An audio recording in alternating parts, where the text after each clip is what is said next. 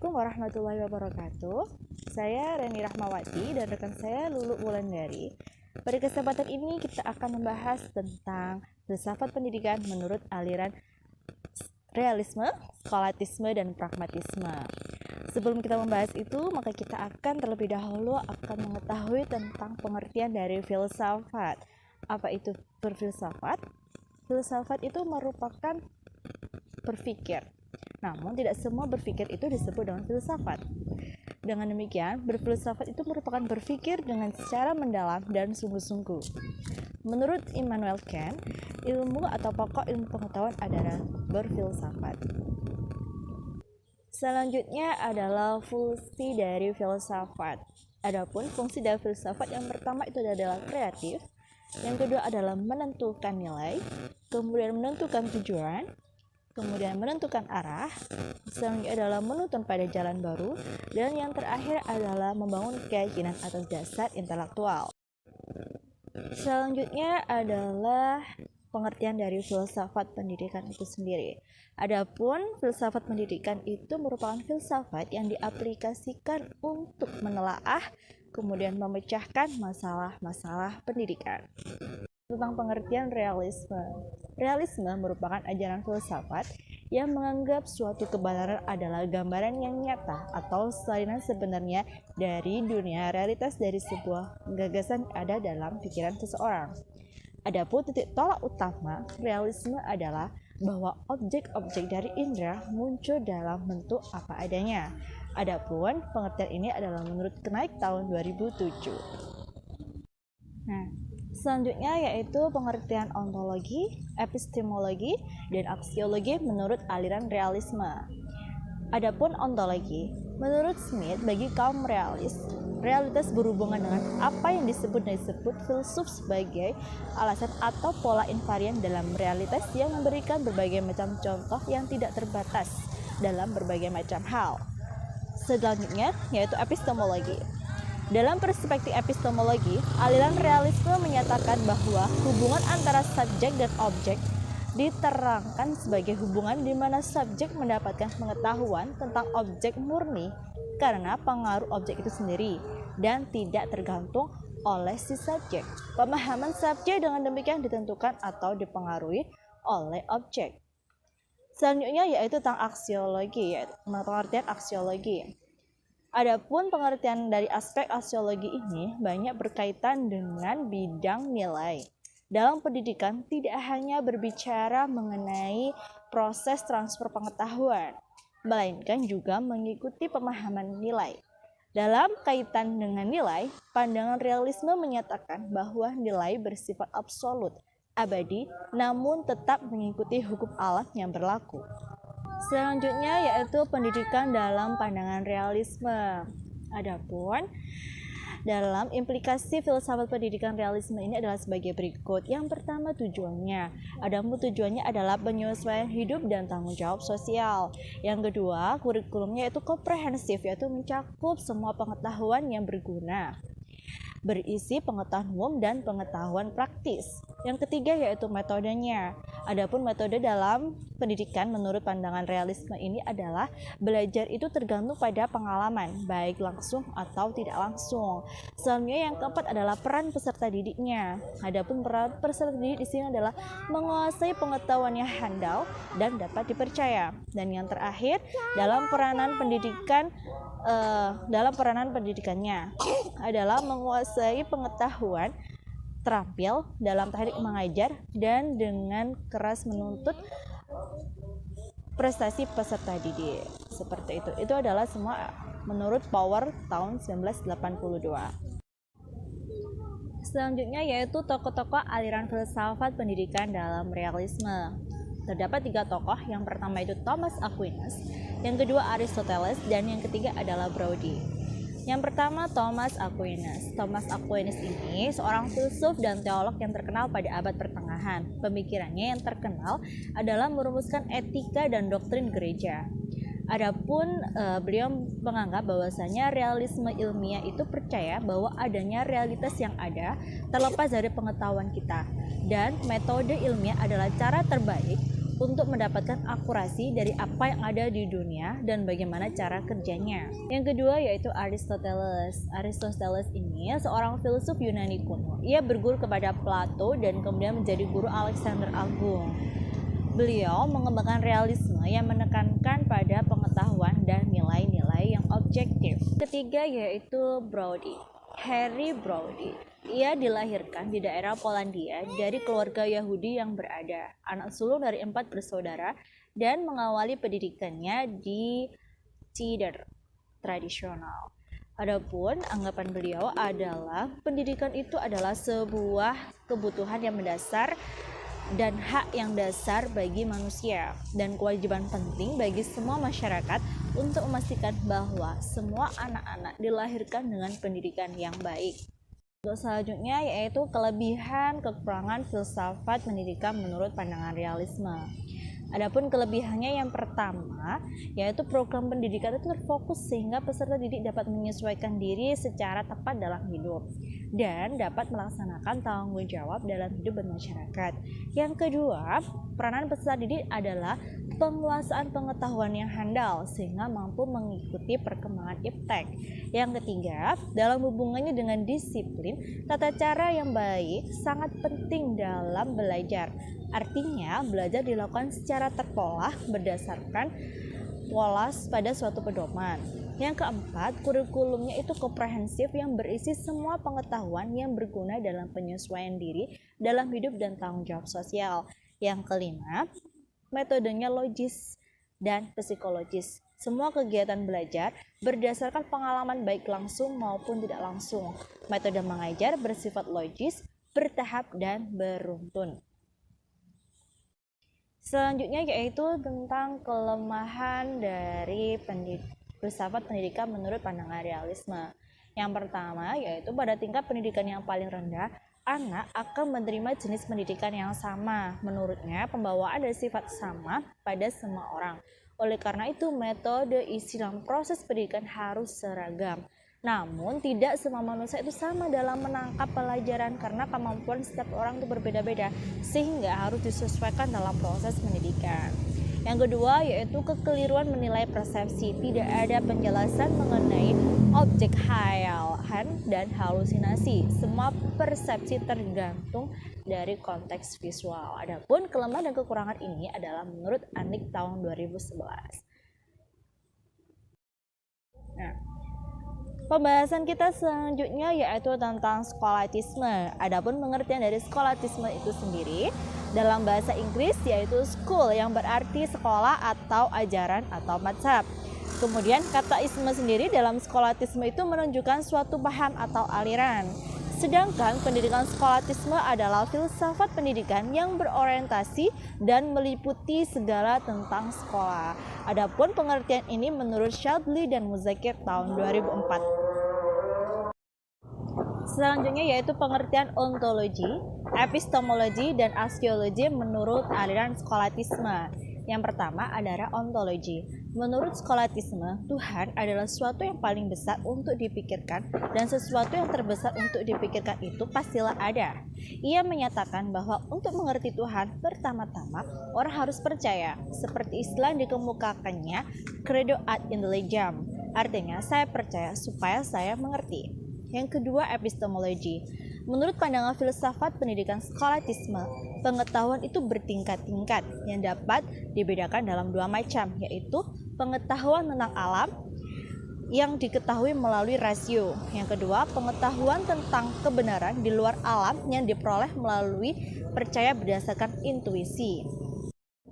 Yang ketiga, aksiologi. Menurut pandangan filsafat pendidikan skolatisme, terdapat 4 poin yang berkaitan tentang hakikat nilai. Adapun 4 poin tersebut adalah yang pertama-tama, manusia harus mengetahui kebaikan agar mau berbuat baik. Yang kedua, kebaikan yang tertinggi atau kebajikan adalah kebahagiaan dan cinta kasih Tuhan. Yang ketiga, ada 2 macam kebajikan, yaitu kebajikan teologis yang berkaitan dengan keimanan, harapan, dan kemurahan hati. Dan yang kedua, kebijakan kardinal berkenaan dengan kesucian, keberanian, yaitu kesederhanaan dan keadilan. Yang keempat, cara-cara utama dalam mencapai kebahagiaan adalah kesehatan, kemakmuran, dan persaudaraan. Untuk selanjutnya, yaitu pembahasan tentang skolatisme untuk berikutnya akan dilanjutkan oleh rekan saya, Mbak Lulu Wulandari.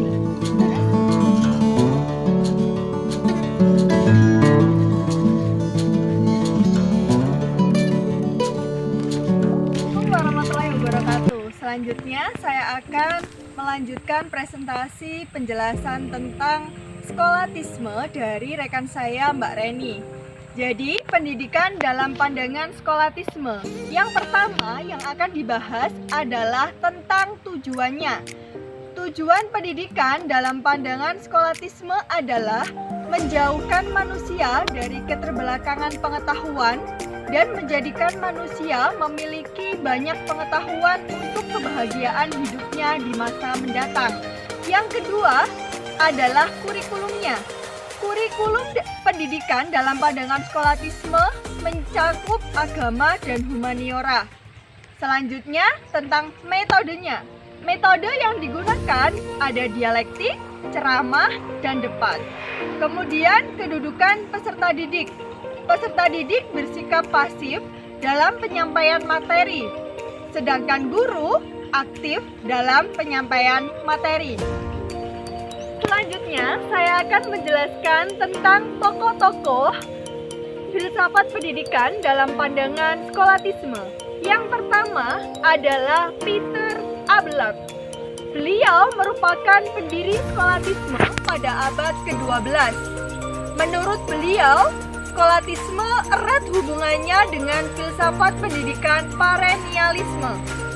Karena dalam filsafat pendidikan skolatisme bukan hanya tokoh yang menjadi figur di dalamnya saja, melainkan juga isi dan cangkupan pembahasannya tidak jauh membela di antara keduanya, yakni pembahasan mengenai akal, manusia, dan Tuhannya.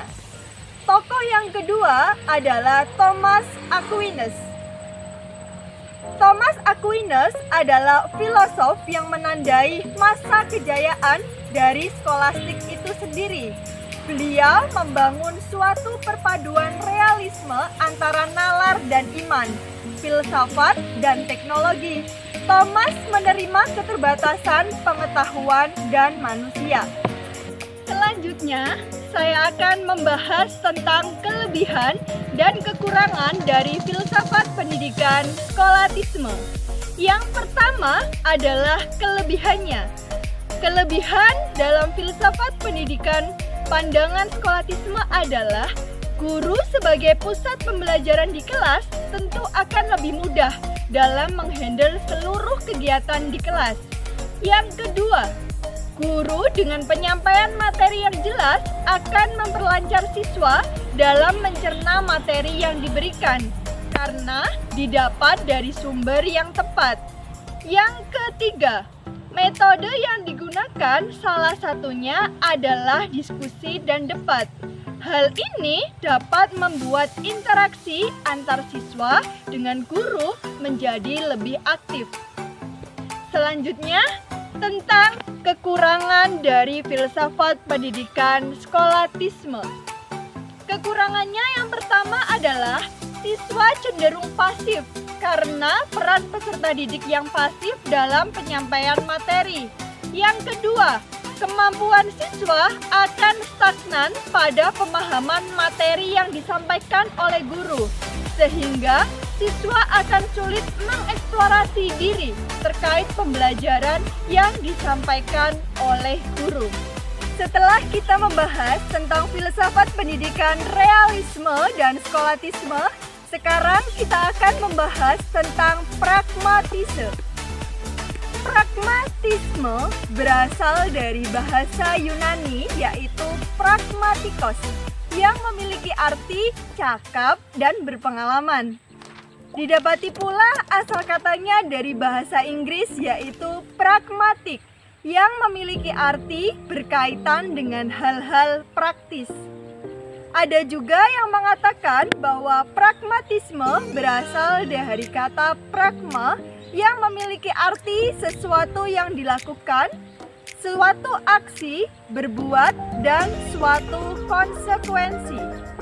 Sehingga dapat diartikan bahwa pragmatisme adalah aliran filsafat yang berpandangan bahwa kriteria kebenaran sesuatu ialah apakah sesuatu itu memiliki kegunaan bagi kehidupan nyata.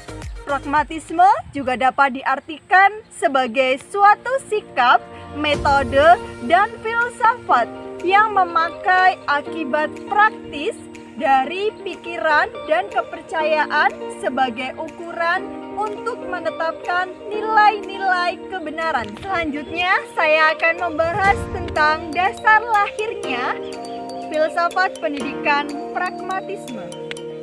Filsafat pendidikan pragmatisme berasal dari perdebatan yang tidak berujung antara filsafat idealisme dan rasionalisme. Filsafat idealisme yang bertumpu pada ide sebagai pondasi utama pemikirannya, sedangkan filsafat rasionalisme, yaitu substansi, itu bisa didapat dari alam nyata atau real, yang dari situ kemudian menciptakan ide dalam diri manusia. Perdebatan tersebut terus berlanjut hingga munculnya filsafat rasionalisme yang mendukung filsafat idealisme dan filsafat empirisme yang mendukung filsafat rasionalisme, sehingga muncullah suatu filsafat pragmatisme. Kalangan pragmatisme menawarkan filsafat sebagai suatu tindakan praktis, tidak hanya sekedar teoritis atau tidak bisa dipraktekkan.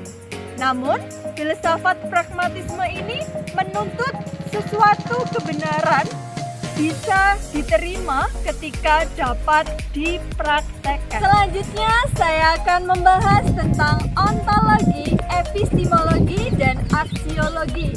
Yang pertama, tentang ontologi dari filsafat pendidikan pragmatisme.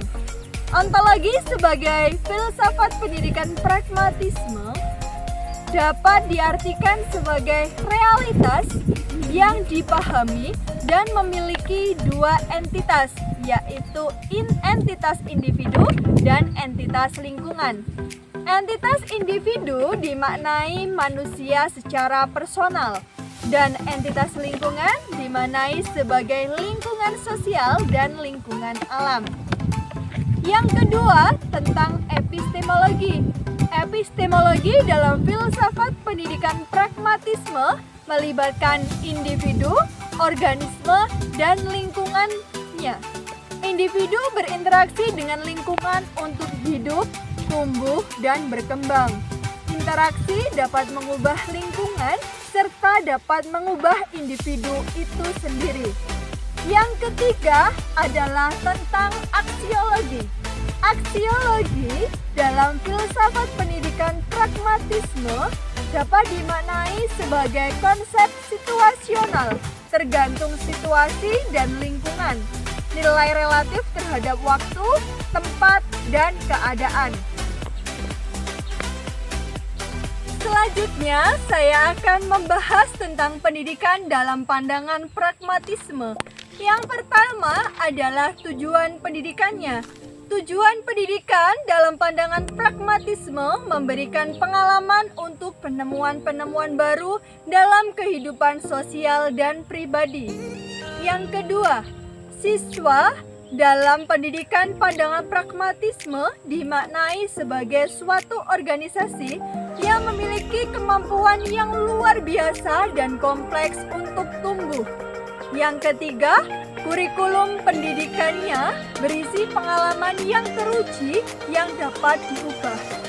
Selanjutnya, kedudukan guru dalam pendidikan pandangan pragmatisme bertugas untuk mengawasi, membimbing, dan memberikan pengalaman belajar siswa tanpa mengganggu minat dan kebutuhannya. Yang terakhir adalah metode yang digunakan. Metode yang digunakan adalah metode aktif atau learning by doing. Terus kemudian ada metode problem solving atau pemecahan masalah. Dan yang terakhir ada metode penyelidikan dan penemuan. Selanjutnya, saya akan membahas tokoh-tokoh dalam pendidikan pandangan pragmatisme. Yang pertama adalah William James. William James berkata bahwa tidak ada suatu kebenaran mutlak. Jika fakta tersebut diakui, harus secara praktis telah dirasakan dan benar-benar nyata. Pemikiran dianggap benar jika membawa akibat dalam kehidupan nyata dan bermanfaat secara praktis. Yang kedua adalah John Dewey. John Dewey berpendapat bahwa pengalaman adalah kata kunci, yang mana pengalaman didefinisikan sebagai interaksi antara makhluk hidup dengan lingkungannya. John Dewey berkata bahwa pendidikan adalah tempat pelatihan bagi keterampilan-keterampilan dan metode-metode pemecahan masalah. Yang ketiga adalah Charles Sanders Peirce. Beliau mengatakan bahwa kebenaran yang hakiki adalah kebenaran menurut fakta, bukan opini. Opini sangat tergantung pada apa yang disepakati orang yang membuat opini, sedangkan kebenaran fakta nyata adanya. Selanjutnya, saya akan membahas tentang kelebihan dan kekurangan dari filsafat pendidikan pragmatisme. Yang pertama, filsafat pendidikan pragmatisme membawa kemajuan yang pesat dalam ilmu pengetahuan dan teknologi. Filsafat pendidikan pragmatisme mendorong berpikir liberal, bebas, dan selalu menyaksikan segala yang ada, sehingga selalu mendorong seseorang untuk mengembangkan teknologi-teknologi dan pembuktian-pembuktian baru. Yang ketiga, kepercayaan dapat diterima apabila terbukti kebenarannya lewat pembuktian yang praktis. Dengan demikian, ketika kita belajar filsafat pendidikan pragmatisme, tidak akan percaya dengan adanya mitos. Namun, pendidikan filsafat pragmatisme memiliki kekurangan-kekurangan. Kekurangan yang pertama, seorang pragmatik selalu mendewakan akal dalam upaya mencapai kebutuhan dalam kehidupannya. Sehingga hal ini mendorong adanya sikap ateisme. Kekurangan yang kedua, terciptanya pola masyarakat yang materialis, sehingga menghalalkan segala cara untuk mencapai kepuasan dalam kehidupannya.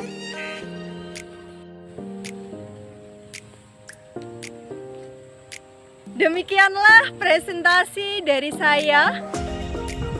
Saya Lulu Wulandari dan rekan saya Reni Rahmawati. Mohon maaf jika ada salah kata. Saya akhiri. Wassalamualaikum warahmatullahi wabarakatuh.